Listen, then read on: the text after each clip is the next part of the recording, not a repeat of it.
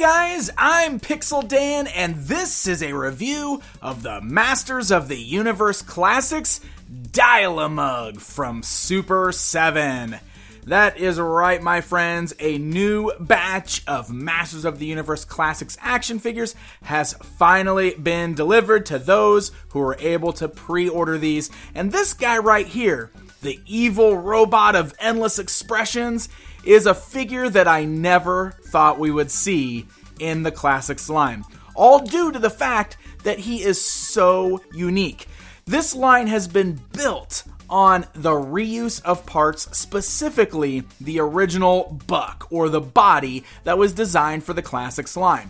And with Dylamug being straight out of the Filmation cartoon series and having such a distinct look, I didn't think we'd ever see him. But here we are with a brand new Dylamug action figure, so let's check it out. So as you can see, it comes in that standard Masters of the Universe Classics blister card packaging that is now 10 years old. In fact, it says that right on the bottom of the box now, celebrating 10 years of Masters of the Universe Classics. Amazing. Flipping that around to the backside, we've got a cross-sell showing all 8 figures in this current assortment, as well as some brand new artwork of Dylamug to the left, and a brand new bio for the character underneath that. So let's go ahead and pull Dylamug outside of the packaging and get a closer look at him.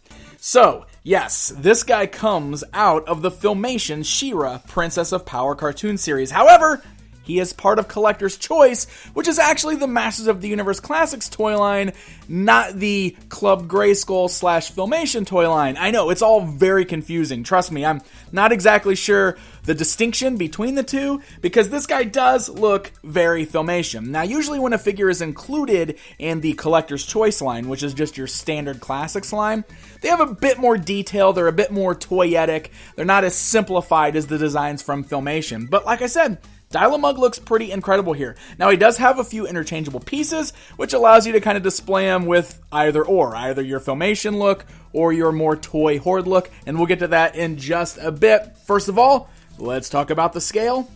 As you can see with the tape measure here, the figure from the bottom of his feet to the top of the little bulbs on top of his head there is right at the 7-inch mark, so he should fit right in with the rest of your standard Classics action figures.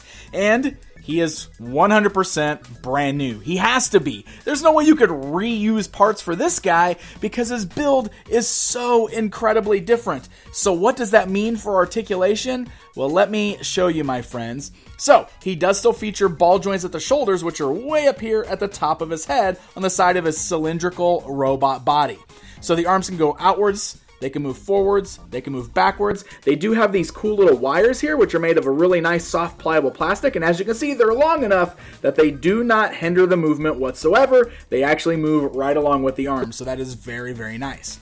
We got these little balls here at the elbows, but it's just a standard joint. It's got a nice click in it too, so it's got that ratchet joint thing going on. So you can just bend the elbows up and down. There's no actual swivels here. There's nothing in the shoulders or anything, or the biceps, where there would be a bicep, I guess. There's no swivels. So it looks like the only way you can really move the arms outwards is by moving it up at the shoulder there. Otherwise, it's just that standard joint right there at the elbow, and no other articulation in the arms. You can see the fingers are all molded in place. There's nothing at the wrists or anything like that. Now, it's not terrible articulation in the arms. Honestly, I mean, you can see that the way that they've sculpted him, he poses really nicely, but there's definitely a lack of posability you're going to get out of this guy because of those missing joints. Now, that's probably done because of the thin sculpts of the arms. Maybe it was hard to work in the articulation here, so I totally understand that, but it's definitely worth noting for anybody who might be missing the lack of a joint, specifically at the wrist there, I think. Now, he can swivel at what would be his waist, which is right underneath the head there, so he can still turn left and right. And then he's got these standard joints at the hips because of the design of his legs there. So the legs can move forwards and backwards, and I will say that they're pretty tight on mine. They're not too loose whatsoever. There's a little bit of a loose give you can see right here, but then beyond that, it's tighter. So it doesn't like flop over or anything, which is good. He does stand sturdy. He stands upright, so he's not falling forwards, but it is noticeably a little looser when moving just that little bit of a motion forward there. Now, he does have swivels at the thighs there, so you can swivel the legs at the thighs. There is standard joints at the knees, which are real tight. Again, just like the elbows there, real tight at the knees. He's got the same kind of wires, which are all made of the same pliable plastics, so none of that is getting in the way of the articulation.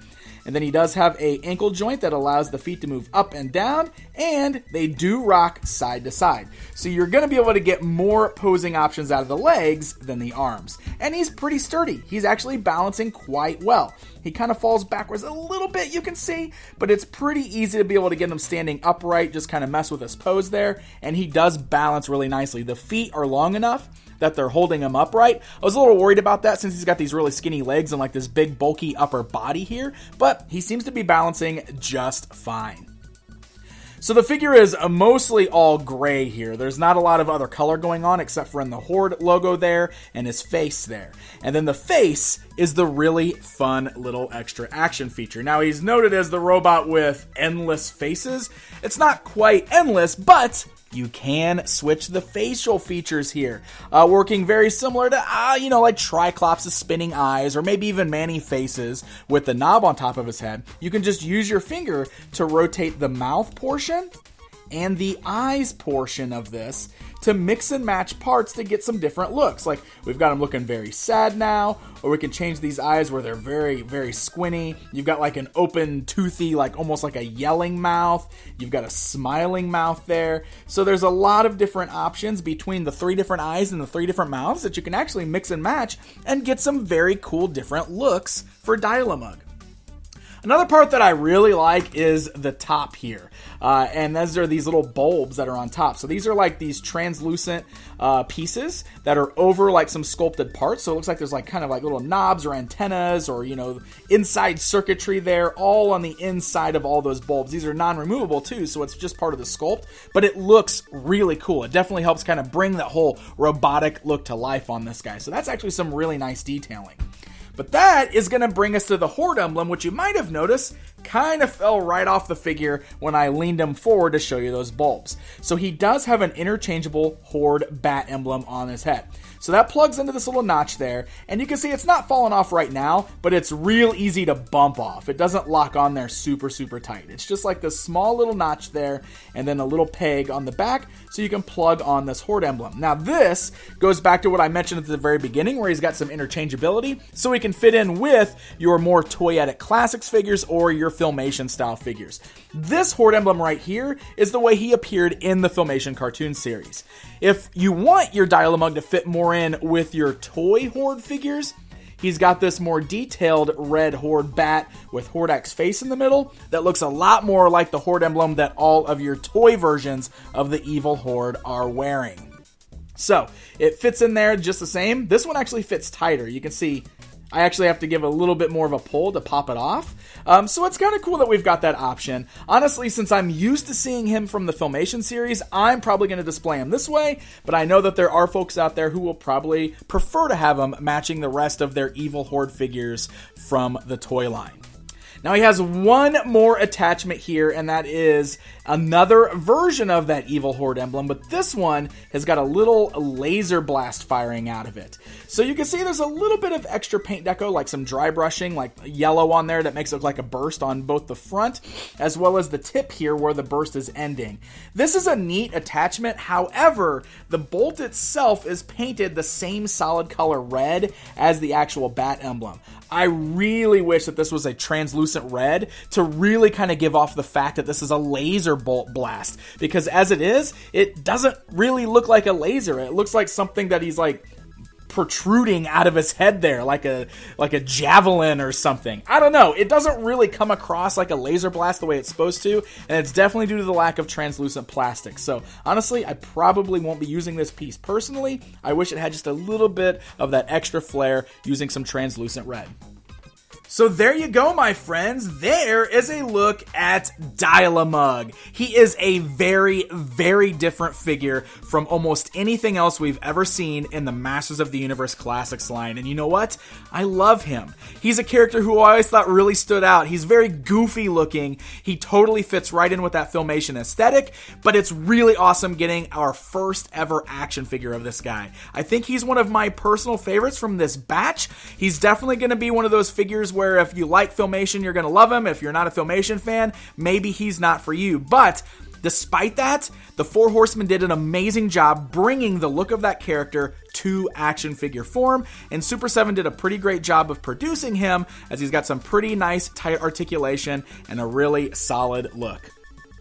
So this latest batch of Masters of the Universe Classics action figures were sold by pre-order only, as they have been with all of the figures from Super 7. So if you missed out on that pre-order, you'll have to pick them up on the secondary market, and make sure you stay tuned to super7store.com for any future releases and pre-orders.